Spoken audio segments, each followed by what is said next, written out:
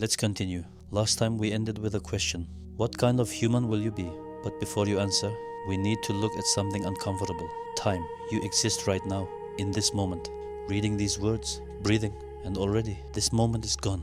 Think about your earliest memory. Maybe you are 3, maybe 5. A flash of sunlight in a room. Your mother's voice. The smell of something cooking. That memory is proof of something. You have been traveling, and the train does not stop. Here's the strange part. You will spend roughly 4,000 weeks on this planet. That's it. If you are lucky, maybe 4,500. 4,000 weeks to learn, to love, to fail, to try again. Now, pull the camera back. Imagine Earth from space. A blue marble, silent, floating. Now imagine all of human history compressed into a single year.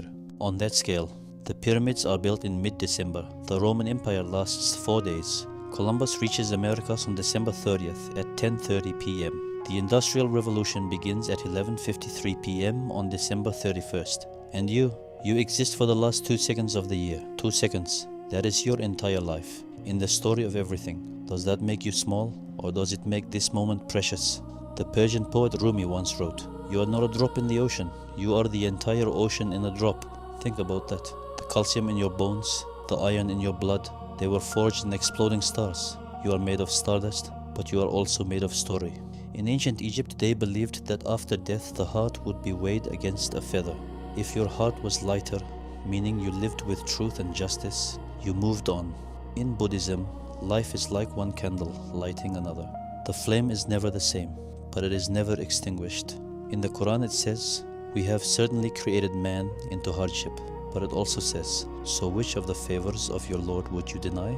Hardship and gratitude in the same breath. That is the human condition. But something has changed. We used to look at the stars and feel awe. Now we look at our phones and feel anxious. We have more ways to connect than ever before, and more people feel alone than ever before. Why? Because connection is not technology, it is presence. Think about the last time you truly connected with someone. No phone, no distraction, just eye contact, just listening. That is sacred, and it is becoming rare. In Japan there is an art called Kintsugi. When a bowl breaks, they repair it with gold. The cracks become the most beautiful part. Breakage is not hidden, it is honored. What if we treated ourselves that way? You have cracks, we all do. Mistakes, regrets, failures. What if you filled those cracks with gold? What if your wounds became your wisdom? This is not toxic positivity, this is transformation. Viktor Frankl survived the Holocaust. He lost everything.